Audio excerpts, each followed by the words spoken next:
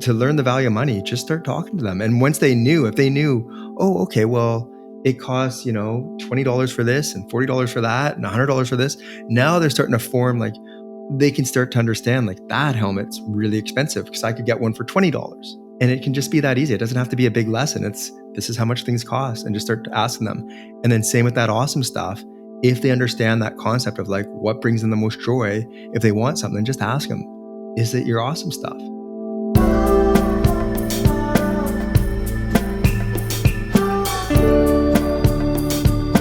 Hello everyone, and welcome to another episode of It's Never About Money. Today we have a very special guest joining us from Canada, David Delisle. David is an Amazon best-selling author, entrepreneur, real estate investor, and speaker.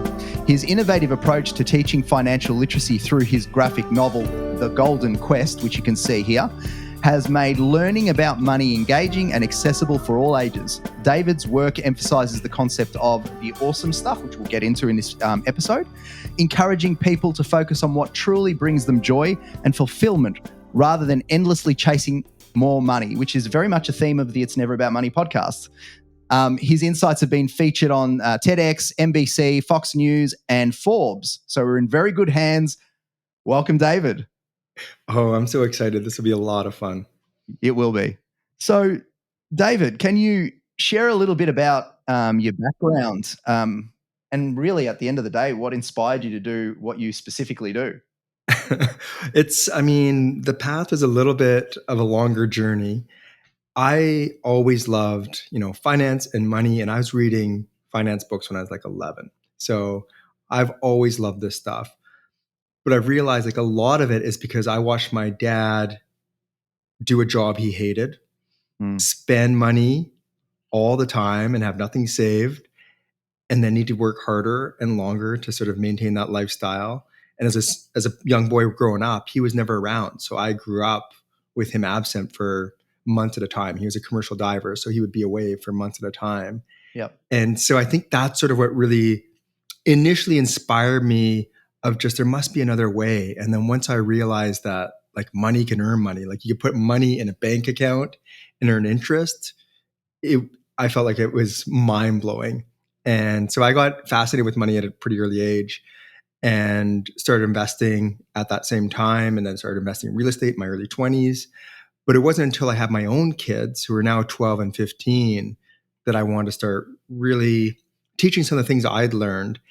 And I didn't realize at the time how different a lot of the ways I think about money really are, and how so much of it really is that mindset and that relationship to money. And so that's what inspired me to write this book, make it fun for kids, because not everyone likes reading finance books at 11, and I know that. It's rare for me to find anyone who will. I think adults feel the same, David. I feel adults. Yeah, I know. Do you reflect on what specifically actually made you said you think about money differently? And do you have a guess as to why that might be? Because I feel I am the same, and I've got reasons for that. I just wondered what your reasons are. Well, it's funny because even as a kid, everyone thought that I just always thought about money and always wanted money and was, greedy, and it was all about money. And it's so funny because it never was for me. Like I said, I saw my dad doing something he hated. And for me, money always seemed like a means to freedom, not to never work, not to buy all these luxuries, but to have the freedom to do the things you love and do the work you love. And so for me, money's always been this tool. So I've never thought about the things I could buy. I've thought about the freedom I can have. And I don't think as a young kid, I could have said it as clearly. I didn't realize that was really how I viewed money. But definitely as I've gotten older and looked around at, my peers and myself, and even the lessons I want to instill in my kids, it's all around really that relationship, and think about money differently. A lot of people are just wanting, like, how do I get more money? And that's the key question. And that's why for me, it's like the first lesson really is around your relationship to it. Why do you want the money in the first place? Mm-hmm. What is your awesome stuff? And trying to just change, like you said, in the title of your podcast, it's never about money. And that's so key. We think it is, and then one day we realize it isn't. Mhm. And so that's what I'm hoping to do is just show people that maybe a little earlier than they would have learned otherwise, it's never about the money. It feels like culturally, as societally, from a societal perspective, we kind of are, um, we are kind of conditioned to think that more money is effectively better, and it almost seems like it's at all costs. Um, Mm. do you have any sort of views on the sort of culture and society kind of making its way through to not only the adults but also our kids? Yeah, well, it's it's so much of what we see. Like if you think of marketing itself, Mm, marketing's job is to make you want to buy stuff. mm, And marketers are smart and they're good yeah. at what they do. And so we're told buy more, you'll be happier. And we're Mm, sold it over and over and over again. And and we think it's true because it's always this elusive more. You never quite get there. It doesn't matter if you've got, the beautiful home, next you want to buy the boat. And then if you've got the boat, there's bigger boats. And then you get the vacation homes. Like it's this always this elusive more. Like somebody else out there has more than you and they're happier because of it. And really that's why I love this stuff so much, is because we've got so much sort of shame and judgment and chasing. And I'm just trying to show people like I'm not against the boat, I'm not against the more, but just really realizing like what is it for you, because it's going to be different for everybody. And mm. for most of us what makes us happy isn't those things. Mm, mm. And so, what role does financial literacy have to play? Because I know that you're a big advocate, obviously, for financial literacy, but not in the way that I think people think about financial literacy. They're often thinking about, explaining concepts that are related to an ability, for instance, to pick stocks or to, understand credit cards. And I suppose that's a very important part of financial literacy. But I think the outcome or the end of financial literacy is accumulation, not necessarily what probably you're going to explain to us now. For sure. Well, and that's the thing. If what I was talking about was the same as everybody else, I've got other things I'd rather be doing. Yeah. But because it right, Yeah, like I I'm see. doing Yeah, it. yeah, completely, completely. Yeah. And but the thing is what I'm trying to sort of this message that I'm trying to spread is a little bit different, because financial literacy, that's exactly it. A lot of us think it's stocks and buying and macroeconomics. And like I said, I was reading finance books at 11, super nerdy. I love that stuff. I can dive right into it. And it was so tempting for me to want to talk about that with my boys. Like, let's talk about stock markets and stocks and how we can, read these finance books and watch charts. But the thing is looking at what I've done over the last, 30, 40 years of investing, so much of it has nothing to do with that.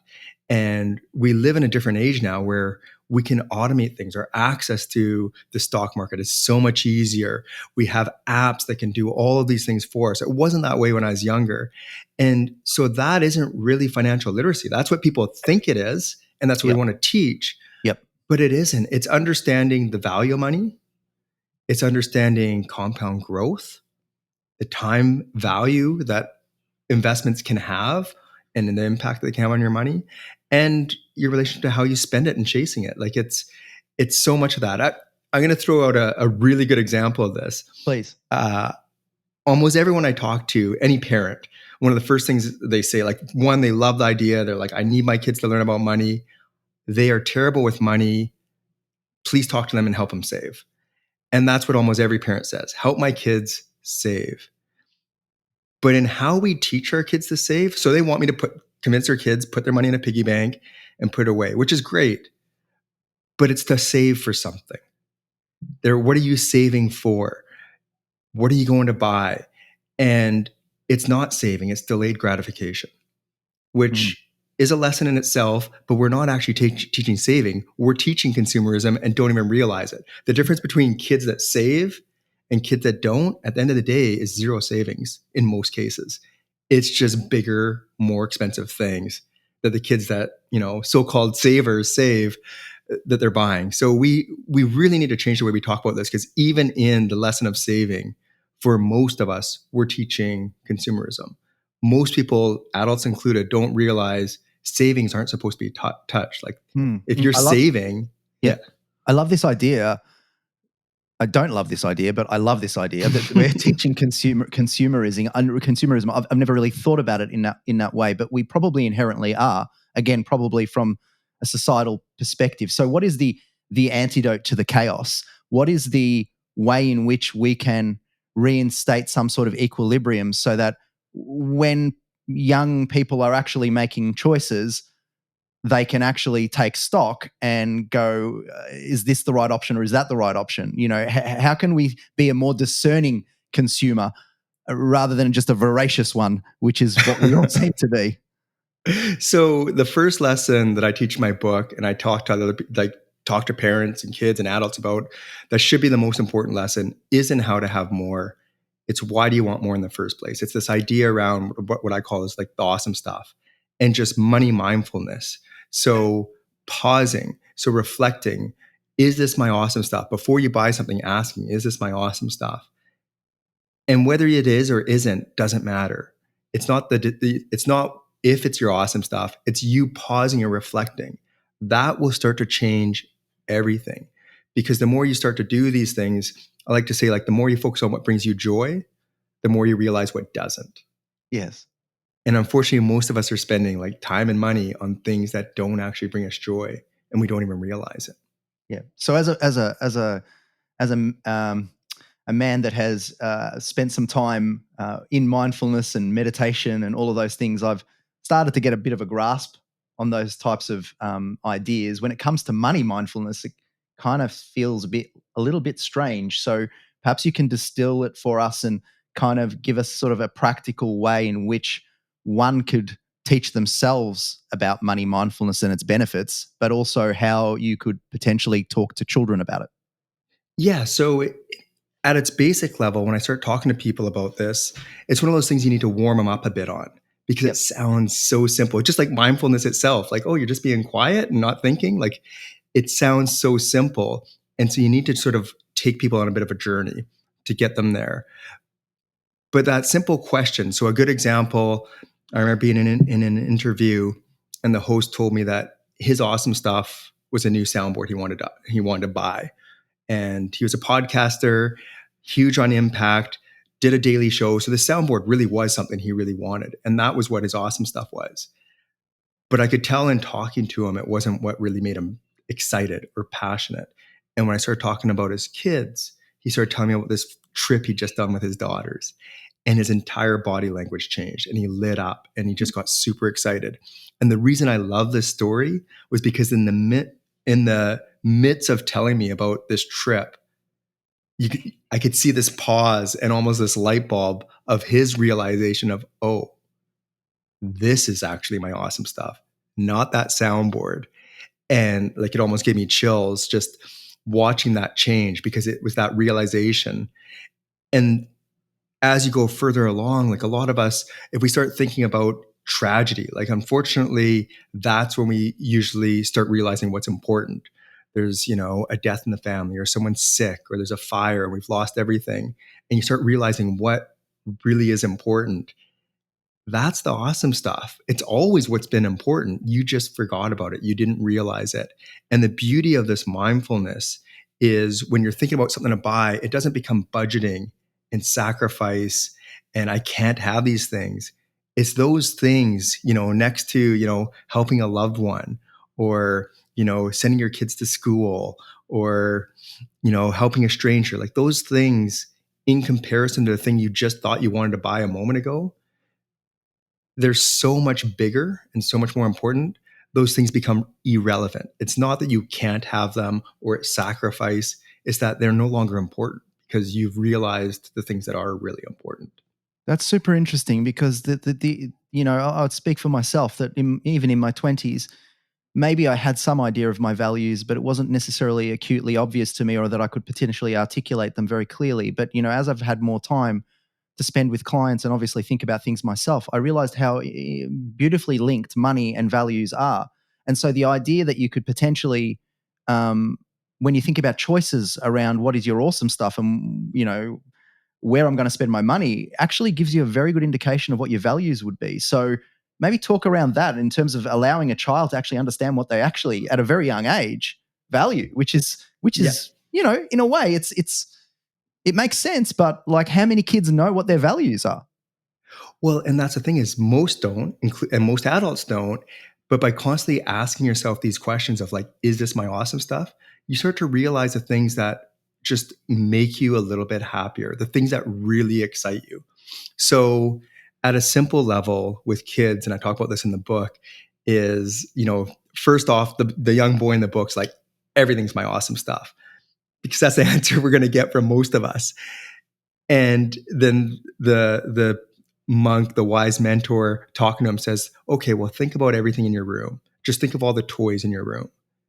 And he's thinking of all the stuff that he has. And he asks him, like, "What is your favorite thing? What's the one thing you love the most?" And that kid knows what it is. And most kids know what that is. And most parents know what that is for their kids. They know the one thing that if you're on a trip and you forget it at a hotel or they lost it, it's going to be a problem. They're not going to bed until they find that thing or get that thing. We know what it is. And then we just keep throwing stuff at each other and our kids and distracting from what we already know is really important to them. And then as the kids get a little older, then they start realizing, experiences, travel, playing with their friends, like those things start becoming more and more important. They can see that. But it's just by asking that question, like, what do you love to do? What made you the happiest this past week? When were you the happiest? What were you doing? Who were you playing with? What were you playing with? Kids know, even 5-year-olds, they actually learn these concepts quicker than Right. adults. Yeah. So is it an iterative approach where like they're still conditioned even from a young age to think about toys, and you just got to keep asking the question until such time as they start to kind of, okay, actually, I've got to think about this a little bit more, or is it just kind of intuitive to them? It's an iterative process. They don't usually realize it at first. But if you start posing to them, like if any child, well, what's your favorite thing? They'll tell you what their favorite thing is. And then tell them, okay, that becomes your benchmark for the awesome stuff. So everything else is in comparison to that until you find something you love even more. So David, why is this important? Why do we care? Like, why is this? Why do this with kids? Why is this in your mind pivotal? What does it change later on in life? So as you mentioned in the opening, like it's so important to me to sort of break this cycle of endlessly chasing more. And I believe this is the only way to do that. Because if you don't understand what's really important, then you'll keep seeing stuff around you and think that that's what you want. People have told me I want the bigger house. People have told me I want the more expensive vacation. People have told me all these things, and I've seen it over and over again. And with social media, it's even more prevalent than when I was younger, when you were younger. It's getting worse for every subsequent generation. So this is really important. So I think of like my boys. I don't talk too much about the finance stuff with them because I'm their dad, and they would just lose it. They would ignore me. They would roll their eyes. They don't want to hear it from me. Yeah. But this concept of the awesome stuff, because of that, these 12 and 15-year-old boys around their friends with so many things, they don't have jealousy, they don't have envy, they're not trying to have all these things. They know that more is not going to make them happier, and they know what's important to them. And that alone is going to change the trajectory of their life and their relationship with money forever. And that's why it's so important, because otherwise that chase. A little anecdote from me. I mean, I have had not just existing clients, but I think about a few, let's call them sort of stereotyped prospect clients that have come through my office. Where one of the biggest issues that I was trying to help with was actually explaining to them that they've got more than enough money to be able to actually live their lives, and explaining that the reason they're feeling unhealthy and overworked is because they are just trying to accumulate for the sake of accumulation itself.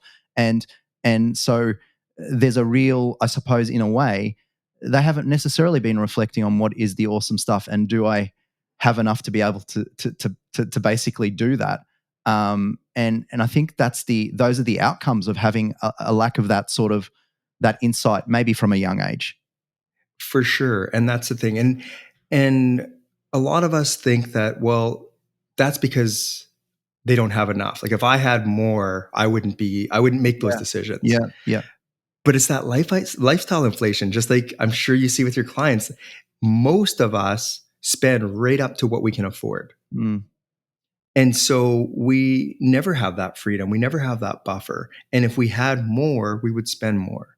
We'd be in a bigger house. We'd buy more expensive toys. We'd do more expensive vacations. I mean, I'm guilty of it as well. Yeah. And that's the thing, is we just spend more when we have more. And it doesn't, and the thing that most of us don't realize is it doesn't matter how much we have, we keep doing it. You throw $1 million to someone and they'll spend it and then they'll need another million. Like there is no end.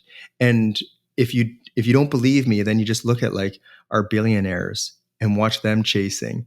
And some aren't chasing, but so many still are chasing. They've got $1 billion. Why are they chasing? Yeah. It's because if they never figure this out, it doesn't matter how much you have. It seems like there's no balance in that world. It feels like you're either, very philanthropic or completely the other way. It's an interesting take, but it is interesting as well to just look at those with extreme forms of wealth and see what they're actually doing as a kind of test case to us all about what is actually important and what is not. And often is the case. There's an insight from them that like once they've got more than enough lifetimes of money, they're changing their behaviors quite significantly. And in a way, turning from the conversations I've had, turning towards a lot of the themes in your book. So this is something that is very clearly true, and has felt innately true for me, and probably a large part of it is the single reason that this podcast even exists. So I've already really appreciate the fact that there's such a resonance here. I'm sorry, David. This is highly unusual. I don't usually do this, but there is someone at the door, so I'm just going to go and check on that, and I'll be back in a second. Sounds good.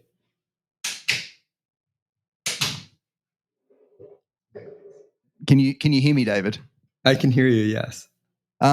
Like I said, this is highly unusual. This doesn't happen very often, but looks like my brother James came in, and lo and behold, what we have here is Julian, my nephew, who's 7 years old. Mm-hmm. Julian, this is David. Hi. Hi, Julian. So nice that you could join us. So maybe I'll do a quick intro to Julian. What do you think? Sure. Okay. So Julian's 7 years old. He's obviously my nephew. He's in grade 1. You love basketball, right? That's one of your favorite things to do? Yeah. So you have siblings? Yeah. Jacob and? Sophia. Okay.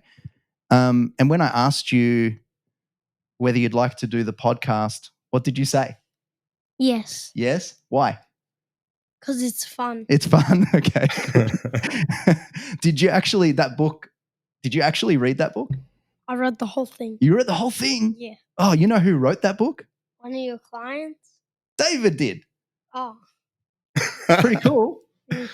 Yeah. Well, look, I'm going to be a fly on the wall. I'm going to let you guys have a chat to each other. What do you reckon? Oh, I love that. Sure. I can't believe you read the whole book. Did you like it, Julian? Yeah. Yeah. Good. What was one of your favorite characters in the book? The young boy. Oh, okay. I love that. I wrote the book loosely after my own boys. So cool. That young boy's like loosely resembles my older son, who's now 15. I think it was like about a boy wasting money, and then he learns about saving his money. Yeah, he goes on a bit of an adventure. Yeah. And meet some different people. Was there a favorite person that he met on his adventure that you liked the most? It was like master, I think. Professor Professor Wigglebottom? Yeah. Your brother Jacob actually said there's a guy with the name Wigglebum in the book, and he found it very funny. Yeah. That's very good. Do you have any questions about some of the lessons, or are there parts that you liked the most? Where yeah, where he spends all his money on those cookies. Yeah. Could you relate to that? Have you wanted cookies before? Yeah. Yeah, I definitely can relate to that. I was trying to think of like I like cookies as well, so I could see definitely wanting to buy more and more cookies. And do you remember what lesson worked for not spending it all on cookies? No, I forgot. It's okay. So if you're not spending on cookies, what are you doing? What can you do with the money? Save it. Yeah, that's right. Yeah, so the dragon started to save at the beginning before all the money was gone, Yeah. and then just spend what was left over on cookies instead of the other way around. Could you see yourself going on an adventure like that? Would your parents let you go on a big adventure like that, you think? Probably not. No? Would you want to if they did? Yes. Yeah, I was trying to think of a fun adventure that I'd want to go on when I was a little boy. And that sounded like just a really neat adventure full of all sorts of, places and creatures and things. And then Julian, like, when the book talks about the awesome stuff, when you think about like the things that you like in terms of maybe even your birthday was not long ago. What when you think about the things that you have, what do you love the most? What is the thing that you don't forget and you really enjoy? Like, Probably basketball the most. yeah, So, yeah. You like what about basketball? What things do you like? When players dunk and Okay. stuff and shoot. So you like watching basketball Yeah, and playing it. and playing it. Mm. So that to you, anything relating to basketball is really makes you happy? Yeah. So that's what's really neat with the awesome stuff is when your uncle was asking me about how this even works or why is it important. And it's one of those things where a lot of us adults sometimes we forget the things we love. We stop playing the sports that we love, like basketball. And so we end up working so we can buy things. And we sort of lose those hobbies or those passions or those things we love. And if you can hold on to that, then when you're choosing to do things, you can, ask yourself, like, is this my awesome stuff? Is it something I love as much as I love basketball? Yeah. And if it isn't, I mean, you don't like, it's not your thing. It's not your awesome stuff. And that's really what this is all about is figuring out more of what every one of us individually loves the most. And so we can do those things. We lose it. I'm sure you've even had times where you want to play basketball with your dad and he's busy. He's got to work. And it's tricky for us adults. We need the kids to remind us about what our awesome stuff really is. Is there anything, Julian, that you have that is not the awesome stuff that you've bought, but you're like, I don't really care about that too much? Is there anything that you don't like that you've bought and then you've gone, oh, you just left it? You were like, yes. What? Like what? Soccer balls. Oh yeah. So that's not awesome to you? Yeah. You hate soccer? Yes. Oh really? Fair enough.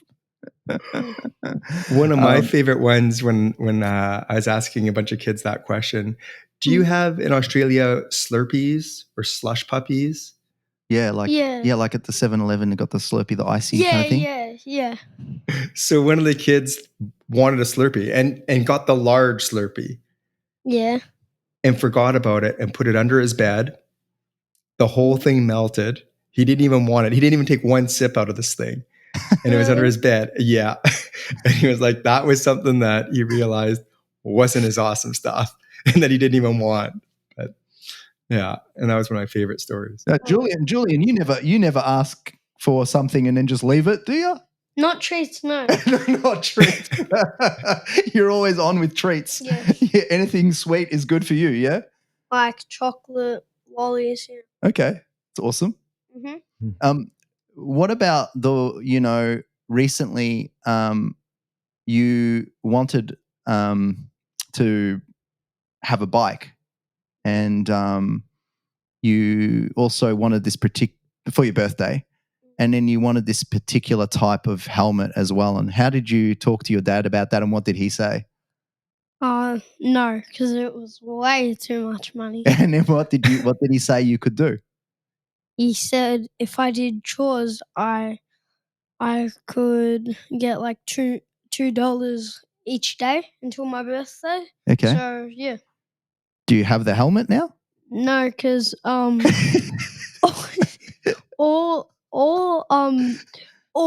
I had was $16. So you're still saving? Even though the helmet was like $230. So you've still got a way to go? Yeah. Do you know what you could buy instead of the helmet with $230?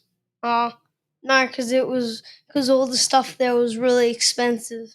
Yeah. Because I bet you, $230, I bet you if you started seeing all the things you could have for $230, there's probably things you'd like more than the helmet, even if you had the money. Yeah, maybe. No, it's neat to just ask yourself that, like, is this my awesome stuff? And you'll start to see it. You'll realize it's not soccer balls, and maybe it's some treats. My younger boy, he loves Slurpees. He actually bugs me all the time to get him Slurpees. But he also, for him, experiences. Like, he loves just doing stuff with his friends. We visited Australia last summer, and he just wanted to spend time on the beach building sandcastles like that. Oh, yeah. That for him, he could do that all day long and just love that. Yeah. Is there what about, how we talked about previously, of your money that you save, maybe giving some away? Did you read anything in the book about giving money away and what that does? Do you have any ideas? No, I don't think so. What did you read in the book? Was there something about potentially feeling happy as a result of helping others? I don't think so, no. You don't think so? That was a major. You said you read the book. That was in the chapter. I think I forgot. That's okay. It's impressive that you read it. Yeah. Yeah. So maybe David, tell us a little bit about that. Yeah. There's a lesson that talks about giving, but the idea being that the more you like giving, and you'll have more, and the more you give, how it comes back to you in different ways. And some of giving can be money, but it can also just be helping people out. So have you noticed, have you helped someone and then noticed that they returned the favor, or even something better happened in return for you? Even with friends, like, have you ever done something nice for some friends? And Yes. Yeah, could you explain that? What? So one of my friends, because I had a couple of chocolates, I gave a chocolate to him and he gave me a lolly back. So yeah. Oh wow! Was it a good lolly? Was it a good exchange? It tastes like toilet. Oh, come on! It was like some butterfly lollies, something like that. It tastes like toilet. Okay. The flavor. I'm not sure what that tastes like. And were you worried when you gave him the chocolates that you'd have less? Or did you feel like, no, this is a pretty, like, I know that it'll come back somehow to me? Yeah, it did come back to me. Okay. Yeah. And what have we talked about with your siblings, Jacob and Sophia? How sometimes to be a bit of a role model as an older brother, sometimes we actually have to give something to them so that we teach them the culture of giving, right? And then they might give me stuff as well. So yeah, it's like you were saying, could I please have this? And then one of them was saying no, no, no. And then we had this conversation about, sometimes in order for someone to see the value of something, you need to do it yourself first. Yeah. So that they learn about that. Do you think that's true? Yeah. Yeah. And how are you going to do that now going forward? Well, what are you going to do with Jacob and Sophia when you want to teach them how Share with them. to be more like, yeah. We'll see what happens when we go to a restaurant, eh? I'll be going. Oh, we're not now. But after this. Maybe. Jacob and Sophia aren't here though. And that's a tricky one, Julian. For me, the giving was one of the trickier lessons for me, because I always felt that like if I give something away, then I'll just have less for myself. Yeah. And it took me a lot to really embrace it. And a good way to see it is if you even think of like friends or those people who never share, eventually we don't want to be their friends, and we don't even realize it. And it's that whole idea of giving, like the power in giving, it feels in the moment like you have less, but if you're a generous person, it definitely comes back in all sorts of ways. And you can just see it. You can see it with those people that are really generous and everyone wants to be around and help, and then the people who are never generous and never share, and we stop wanting to give them anything in return. So it's just these small little things where you don't necessarily notice it right away, but if I learned that lesson when I was your age, Julian, it would have been a completely different world for me. So, Julian, in terms of lessons that you've learnt, what ones would you tell us about? Like what's the lessons of the book that you've read and what we've just discussed today? It's one of the golden rules. This is one of the golden rules. When you think you have everything you need and you have like a house and you still have leftovers, maybe give some to charity. Okay. And that's the fourth golden rule. So, okay. Yeah. What other golden rules are there? There's a golden rule where you keep your money in your bank account and then other people use it, and whoever uses it, they pay you a little more because you gave it to them and they can buy stuff. So yeah. So when you give it by like investing into something, you get more money from that. So they're giving you more money because you're giving it to them to invest. Exactly. Okay. Yeah. And we did talk about saving as well, didn't we? So yeah, saving. Yeah. So not necessarily buying more things, right? Yeah. But yeah, like talk about like, do we just buy everything, or what are the things that we want to buy?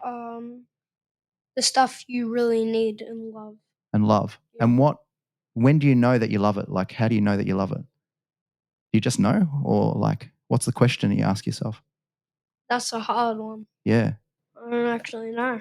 So why did you say basketball? Because people might play sports and they might need it because they see friends that have it, and they're like, oh, I think I needed one, and then they go to the store and buy. But you love basketball, yeah, and that was your awesome stuff. That was something that was really important to you, yeah. Yeah. And how do you know when you don't like something? I think when we don't do the sport or something. Or maybe when you forget about it?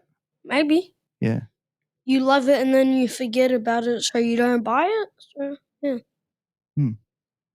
That's great. So it's really important to not forget how much you love it. Yeah. I think that's a really good way to kind of end it, Julian. I didn't realize you were coming down and going to shock us like this. What's on for the rest of the day, mate? We're going to go to a restaurant. Who did that? You. Did I? Get dessert. I'll have to rerun this and see what I said. He has a good memory. Well, thank you, Julian, for being on, and maybe want to say thank you to David for writing the book. Thank you, David. I really enjoyed it. Thanks so much, Julian. I'm glad you enjoyed it, and thanks so much for reading it. And good luck. Hopefully you get to go to that restaurant, maybe play some basketball today. All right. So that was highly unorthodox. That was Julian. But, in a sense, David, like, how cool is it? I mean, yes, you're not sure what answers you're going to get, but there's pure gold to be had. I don't think at his age, I would have had any awareness of any of this. And the book itself has a really transformative way of capturing kids' attention through the kind of almost what would you call it? It's almost like an escapist kind of book. It's like an adventure. It's very cool. I quite enjoyed reading it myself. Yeah. Oh, I love that because I mean, to really sit and realize, I mean, this is a young boy in grade one that he would read the book to begin with, or any book, is a feat in itself, and especially a book on finance and money and financial literacy. And it's so neat to hear the things they pick up. Like that's the thing is when we think about financial literacy, we're trying to teach them about the stock market, but you could hear like all those little things like they filter in, and it doesn't have to be earth shattering. So even like that fourth lesson, given you'll have more, like he didn't remember it in those terms, and he didn't remember that lesson. And yet when you asked him, he was like, oh well, no, there's like this lesson that if you have it, you give it, and Yeah, it almost came you out get in a more. different story. He just couldn't be prompted on it. It was quite interesting, and even the way he described investing, which was not quite perfect, but he's starting to formulate the idea that if he gives money away, he can get some money from it because someone else is doing something in the background to make more on it, which is kind of in essence very true. This is what we do: we give money away. The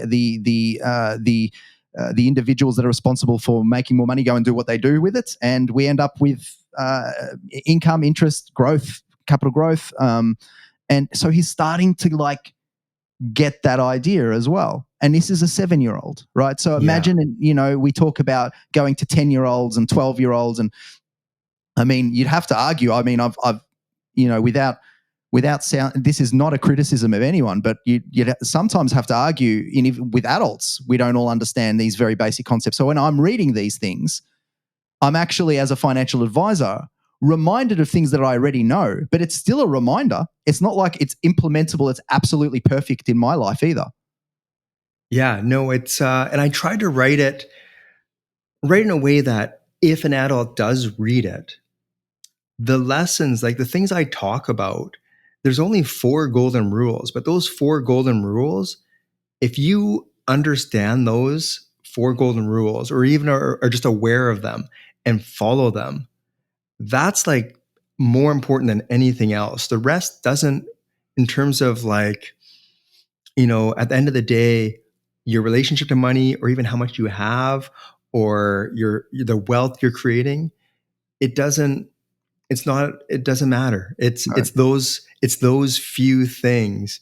And I'm sure like when you talk to your clients, they're like, tell me about the next, what's the next fad? What's the next thing? What should I be doing? How do I move things around? It's the habit of saving and doing that for a long period of time. That's it. And you do that and your money will become your retirement. It's as simple as that. So just in terms of practicality, like what we've done here is kind of give a kind of example of the way in which a parent could read the book and talk about the concepts of that book with the child in real time. Um, could you tell us in practical terms, how can parents, teachers really get engaged to help kids understand financial literacy concepts and the interaction between money and life satisfaction and happiness? Yeah. Well, I mean, the first thing is just talking about it. Like that is such an important step, and we don't. So, like you said with Julian, you can see already he's aware of some of these concepts. They're floating out there. It doesn't have to be fully solidified, just like any lessons we teach our young kids. But the seeds are planted, and that's what's so important. We make it something that we think is really complicated, but it doesn't have to be. So like as just a starting point, I tell parents, just start talking about money with your kids, and not in the way we just did with Julian, because you could see him squirming. I mean, poor little guy, he's Yeah. 7. He's, Yeah. pressure's on. His uncle's grilling Yeah. him. Yeah. It can be as simple as like when you go to the restaurant, just letting him know how much that dinner cost. That's it. Or you go to, a McDonald's and how much that costs, or fill your car up with gas. And they start understanding, because you could see too, he knew that $230 was a lot for that helmet, but didn't really know how much, because he doesn't know what it would take to earn that. No. He doesn't know what else he could buy instead of that. He doesn't know how that relates. And unfortunately, our teenagers don't learn these things because we never talk about money. And to learn the value of money, just start talking to them. And once if they knew, oh, okay, well, it costs, $20 for this and $40 for that and $100 for this. Now they're starting to form, like, they can start to understand, like, that helmet's really expensive because I could get one for $20. Yeah. And it can just be that easy. It doesn't have to be a big lesson. This is how much things cost, and just start asking them. And then same with that awesome stuff.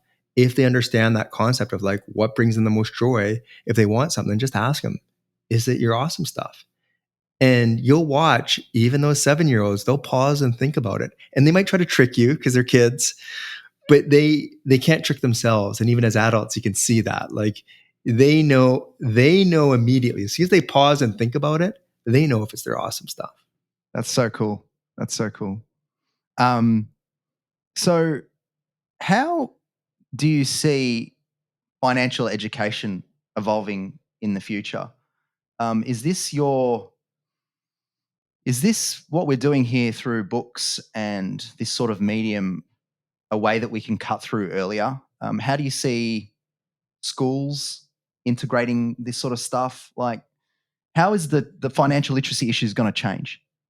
Well, I'm hoping that we look at it differently, because I know we're slowly starting to see different schools and states and areas mandating financial literacy in schools, but they immediately are going to math and budgeting and understanding all these things that, as we just talked about, all these things we just talked about today aren't any of those things, and they don't need to be those things. I mean, you can go through your entire life not understanding those concepts and still have the habit of saving, work with a financial advisor like yourself, have compound growth happening, help people in your community, only buy the awesome stuff, and none of that other stuff really matters. So I'm trying to just show people there's a different way to think about it. And at the same time, remove that taboo, really get rid of a lot of the shame and judgment, because there's so much of that. And just, give people more autonomy and control over their decisions, but by expanding what those decisions are. People don't really realize the decisions they're making. If they knew, even as adults, that car purchase, and I'm not saying don't buy the car, but if they knew what it could buy instead, and not just a different car or a different house, but in terms of financial freedom, maybe, they could retire 5 years earlier if they invest that money instead. Or maybe if they didn't purchase that car, they could generate, an income of $5,000 a year just off dividends. Like, these types of things, the more people are aware of the choices they're making, they may make different choices. And unfortunately, right now, we think the choice is, what do you want to buy, this or that? And we choose which one we want to buy. And there's many more possible. It's missing a piece. Yeah, I agree. And I'll say this again, that when we set out to do the podcast, we, with time started to develop a little bit of an idea of what are the areas that we think need to be focused on, those areas that kind of interact with money in some ways, that could be focused on to bring about a meaningful life. And when I think back to that work that we did, and then I've read this particular book, I just see these like very clear links between what you're writing about. And so whilst this episode is framed as in the context of kids and financial literacy, but it is really, honestly, reading that book for me was super helpful to remind me of what the meaning of money is, and the interaction between life satisfaction and money. It really distills that very nicely. So if we could think about what the key takeaways are that you hope both adults and the kids will actually get from this, what are they? One for sure, ask yourself, is this my awesome stuff? Yep. So I think even you mentioned Julian just had a birthday party. Yep. And the inclination, because we live in a society built around consumerism, is to buy him all the things you can and buy him these expensive things, Sure. buy him that helmet, buy him the bike. But he just told us his awesome stuff is basketball. And I'm sure if he knew you could gather all his friends and get them out to a court and they could play basketball all afternoon and have, drinks and food for them so they could just keep playing, that would be his awesome stuff. Not all the things we're inclined to buy. So number one, point. ask, is that my awesome stuff? Next is, have these conversations with your kids. Just start talking to them, but in a way that there's no shame and judgment. Because that's the thing with the awesome stuff, and especially as parents, they'll say something and we're like, ooh, like we want to jump in there and tell them why they're wrong or why there's something better. But if we can hold back and let them just figure that out for themselves and remove that judgment, because it's going to be different for everyone. And then instead of telling them what they should have as their awesome stuff, tell them what your awesome stuff is. So I was going to say, seeing, David, is there a step before the kids where in actual fact for the kids to actually want to listen or to actually model themselves, that one actually has to instill these actions in their own lives to be able to indicate that daddy or mummy or uncle is actually thinking about those things themselves and isn't just a hoarder of goods that they don't care about and forget about as soon as they've purchased? Yeah, for sure. That's a step. I will caution parents though. Yep. Kids are smart and they're always looking for loopholes. And if you tell them something's your awesome stuff, they're going to hold you accountable. So when you go and buy something like, hey, Dad, you told me your awesome stuff was, hanging out with me and not going fishing or whatever it might be. Like they'll call you out on it. I'll get them. And sometimes too, I'll do, I'm trying to think of some, I love, cocktails. And so I'll have, I've got this, and it was cheap on Amazon, but it's almost like a little, a perfume jar that I'll fill with orange blossom spray. So I could spritz the drinks. And the eye rolls from my boys, I almost did it just for the eye rolls, to be honest. It's priceless because they're like, really, Dad? That's your awesome. That's your awesome stuff. So, clever boys. Yeah. Yeah. So just to sort of round out the episode, I was wondering what's still to do for you. Any more books on the cards? And where can people, hear about you, hear more, get more access to resources? Are there any resources that we can make available at all to our community?